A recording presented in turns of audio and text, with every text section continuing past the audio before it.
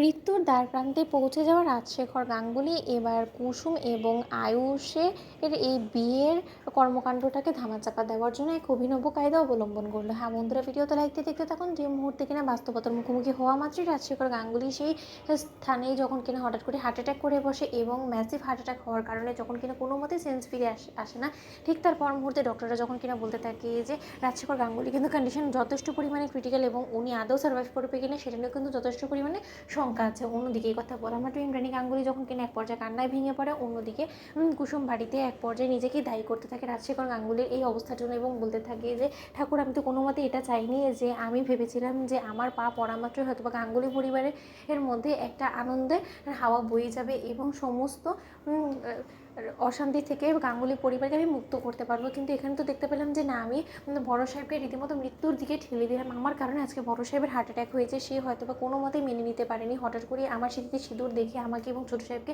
একসঙ্গে দেখা মাত্র সেই সমস্ত কিছু সহ্য করতে না পেরে আজকে তার এই অবস্থা, এবং এই সমস্ত কিছুর জন্য আমি দায়ী। তাই আমি কোনো মতেই চাই না যে সুখের কারণে কিনা বড় সাহেবের প্রাণ নিয়ে টানাহেঁচড়া হবে, সেই সুখের আমার কোনো প্রয়োজন নেই। আমি এক্ষুনি নোয়া বাঁধানোর শাখাপাল্লা থেকে শুরু করে সিঁদুর সমস্ত কিছু মুছে ফেলবো। ঠিক সেই সময় শঙ্কর যখন এসে বলতে থাকে যে কুসুম, তুই এই সমস্ত কিছু কেন করছিস বলতো, তুই নিজেকে কেন দায়ী করছিস, এবং কর্তার যে হার্ট অ্যাটাক হয়েছে তার পেছনে তো তোর কোনো রকম কোনো হাত নেই। ঠিক সেই সময় কুসুম ওর বাবাকে মিথ্যে বলে যখন বলতে থাকে যে বাবা, তুমি দেখলে না আমার ও বাড়িতে পা পড়ার আগেই এত কিছু হয়ে গেলো, তার পরবর্তীতে তোমার মনে হয় না যে এই সমস্ত কিছুর পেছনে আমি দায়ী। ঠিক সেই সময় এক পর্যায়ে সিসিউ রুমে যখন কিনা রাজশেখর গাঙ্গুলির কন্ডিশন কিছুটা বেটার হওয়া মাত্রই তার সেন্স ফিরে আসে, এবং সেন্স ফিরে আসা মাত্র যখন সে বারবার করে ইন্দ্রাণী গাঙ্গুলি খোঁজ করতে থাকে, ঠিক সেই সময় নার্স বেরিয়ে এসে যখন বলতে থাকে যে এখানে ইন্দ্রাণী গাঙ্গুলি বলে কে আছেন, আপনার হাজব্যান্ড বারবার করে আপনাকে খোঁজ করছে, তার একটু সেন্স ফিরেছে, সে আপনার সঙ্গে কথা বলতে চাইছে একদম। তো ঠিক সেই সময় কথা বলা মানে ডক্টর যখন বলতে থাকে যে চলুন মিসেস গাঙ্গুলি, আপনি একবার অন্তত আপনার হাজব্যান্ডের সঙ্গে কথা বলুন। ঠিক সেই সময় ইন্দ্রাণী গাঙ্গুলি যখন কান্নায় ভেঙে পড়ে রাজশেখর গাঙ্গুলিকে দেখে এবং বলতে থাকে যে রাজ, তোমার কিচ্ছু হবে না, তুমি দেখি না তুমি ঠিক সুস্থ হয়ে উঠবে,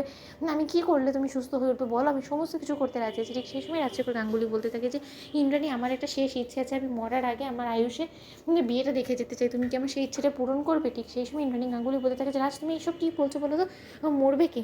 কেউ মরবে না, তুমি সমস্ত কথা কি উল্টোপাল্টা কথা বলছো, পাড়ায় স্যার তোমার কিচ্ছু হতে দেবো না আমি। ঠিক সেই সময় রাজশেখর গাঙ্গুলি বলতে থাকে যে আমি মরার আগে আয়ুষ এবং কুসুমের চারা ত্যাগ করে দিতে চাই, কারণ আমার বিশ্বাস যে আমার অবর্তমানে গোটা গাঙ্গুলি পরিবারটাকে তোমার পরবর্তীতে যদি কেউ আগলে রাখতে পারে সেটা একমাত্র জাদুকর কুসুমই, এবং কুসুমের হাতে সমস্ত বাড়ির দায়িত্ব তুলে দিয়ে আমি নিশ্চিন্ত হতে চাই। বলো ইন্দ্রাণী, তুমি এই শর্তে রাজি আছো? আমার হাতে বেশি সময় নেই ইন্দ্রাণী, আমি শুধু এতটুকুই চাই, বলো তুমি আমার এই ইচ্ছে পূরণ করবে? শেষ যাত্রাতেও কি আমার এই ইচ্ছেটা তুমি পূরণ করতে পারবে না? ঠিক সেই সময় ইন্দ্রাণী গাঙ্গুলি বলতে থাকে যে রাজ, তুমি সমস্ত কি উল্টোপাল্টা কথা বলছো, এটা কী করে সম্ভব হতে পারে? আয়ুষ কী করেই বা কুসুমকে বিয়ে করবে? কুসুম এবারই কাজের মেয়ে। তো বন্ধুরা, লাইক কমেন্ট শেয়ার করো, সাবস্ক্রাইব করতে ভুলো না।